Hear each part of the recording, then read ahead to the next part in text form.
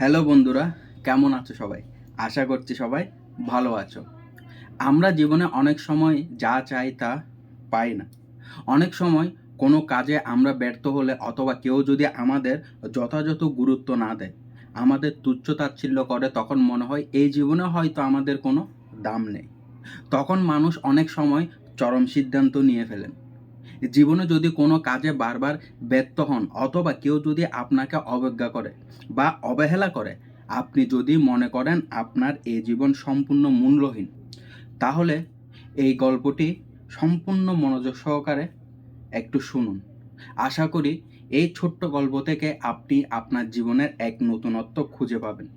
আর এই গল্পটি যদি আগে কেউ জেনে বা শুনে থাকেন, তাহলে অবশ্যই কমেন্ট বক্সে কমেন্ট করে জানান। এক ব্যক্তি ভগবানের কাছে প্রত্যেকদিন প্রশ্ন করতেন, ভগবান, তুমি আমাকে এত দুঃখ কষ্ট দিলে, আর এত যদি দুঃখ কষ্ট দেবে তাহলে জন্ম দিলে কেন? তুমি আমাকে তোমার কাছে টেনে নাও, আমি এখানে আর এক দণ্ড থাকতে চাই না। সেই ব্যক্তি তার জীবনের অর্থ খুঁজতে এক সাধু ব্যক্তির কাছে গেলেন। তিনি তখন প্রশ্ন করলেন, এই দুঃখ ভরা জীবনে আদৌ কি কোনো মূল্য আছে? এই জীবন রেখে তার কী লাভ? সাধু ব্যক্তিটি লোকটির প্রশ্নের উত্তর না দিয়ে তাকে একটি কাজ ধরিয়ে দিলেন আর বললেন, এই নাও একটি পাথর। একটা বাজারে গিয়ে বিভিন্ন মানুষের কাছে গিয়ে এর দাম জিজ্ঞাসা করবে, কিন্তু এই পাথর তুমি বিক্রি করবে না। পাথরটি নিয়ে যখন তুমি এখানে ফিরে আসবে, তখন বলবো তোমার এই দুঃখ ভরা জীবনের মূল্য কত। ঠিক সে সাধু বাবার কথা মতো সেই ব্যক্তিটি ওই পাথর খণ্ডটি নিয়ে বেরিয়ে পড়লেন। বাজারে গিয়ে প্রথমে তিনি দেখা করলেন এক লেবু বিক্রেতার সঙ্গে। পাথরখণ্ডটি লেবু বিক্রেতাকে দিয়ে তিনি এর মূল্য জিজ্ঞেস করলেন। লেবু বিক্রেতা সেই লোকটিকে বলল, এই পাথরের মূল্য হিসাবে তাকে 1 ডজন লেবু সে দিতে পারে। তখন লোকটি তার কাছ থেকে ওই পাথরখণ্ডটি নিয়ে চলে গেলেন এক সবজি বিক্রেতার কাছে। সবজি বিক্রেতার কাছে তিনি পাথরটি দিয়ে এর মূল্য জানতে চাইলেন। সবজি বিক্রেতা এই পাথরটি দেখে বললেন, এর জন্য বড়জোর 1 বস্তা আলু তাকে সে দিতে পারবে। তখন লোকটি সেখান থেকে গেলেন এক জুয়েলারি দোকানে। সেখানে গিয়ে তিনি সেই একই প্রশ্ন করলেন, এই পাথরখণ্ডটির দাম কত হতে পারে? জুয়েলারি দোকানদার পাথরখণ্ডটি ভালো করে দেখে লোকটিকে বললেন, এর জন্য সে তাকে 10 লাখ টাকা পর্যন্ত দিতে পারে। দোকানদার লোকটিকে বলল তাকে এটি বিক্রি করে দিতে। লোকটি তখন অবাক হলো, সামান্য ছোট্ট পাথরের খণ্ডের দাম 10 লাখ টাকা। লোকটি তখন সাধুর কথা মতো পাথরটি বিক্রি না করে এবার চলে যান এক রত্ন বিক্রেতার কাছে, যারা বিভিন্ন রকমের নামি দামি রত্ন ক্রয় বিক্রয় করে থাকে। রত্ন বিক্রেতার কাছে গিয়ে তিনি রত্নটি তার হাতে দিয়ে জিজ্ঞাসা করলেন, এই যে পাথরটির দাম কত হতে পারে? রত্ন বিক্রেতা তখন পাথরটি ভালোভাবে দেখতে লাগলেন। কিছু সময় পর তিনি সেটি একটি লাল কাপড়ের উপর রাখলেন এবং ম্যাগনিফাইং গ্লাস দিয়ে ভালোভাবে দেখতে লাগলেন।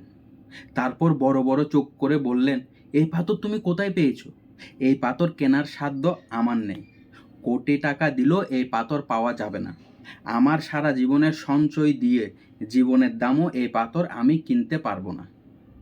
লোকটি এই কথা শুনে অবাক হয়ে যায় এবং সম্পূর্ণ বিভ্রান্ত হয়ে পাথরটি নিয়ে তিনি আবার সেই সাধুর কাছে ফিরে আসেন এবং পুরো ঘটনাটি তিনি ব্যক্ত করেন। তখন সেই সাধুটি এইসব কথা শুনে বললেন, তুমি নিশ্চয় দেখলে পাথরটি বিভিন্ন মানুষের বিভিন্নভাবে এর মূল্যায়ন করেছিল এবং শেষ পর্যন্ত শেষ মানুষটি শুধু বলল এই পাথর কেনার ক্ষমতা তার নেই।